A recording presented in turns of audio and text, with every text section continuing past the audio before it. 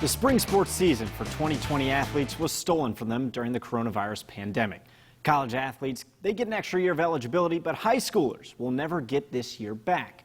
The Mazama softball team knew this was their reality, but decided to try and make a positive out of the 2020 spring season.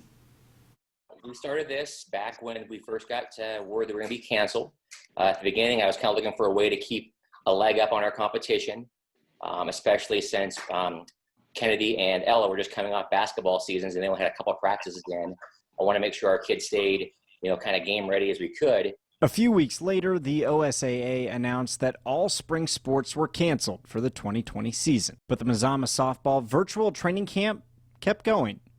They practiced drills on their own to keep their softball skills sharp. The Vikings players quickly found out that home workouts are a little different from being on the diamond. It's a lot harder to do drills when you don't have your coach perfecting what you're doing and helping you with your parents or your sister.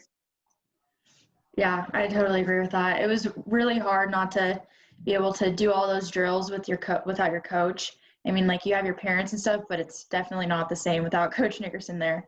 One of the biggest and most missed aspects of the softball season were the moments spent bonding with each other.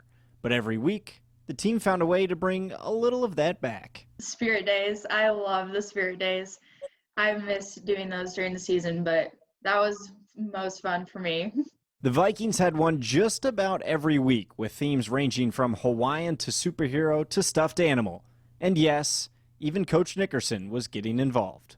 I liked Disney Day and seeing everybody's princess costumes, and Kennedy even wore a crown. This is my first year, so I never got to experience the spirit days last year, going on bus rides and stuff.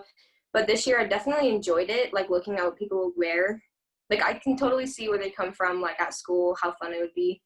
It all goes back to team and character building. I really think a big part of my job is to help players become better people through athletics. It's way more important that we do stuff like this.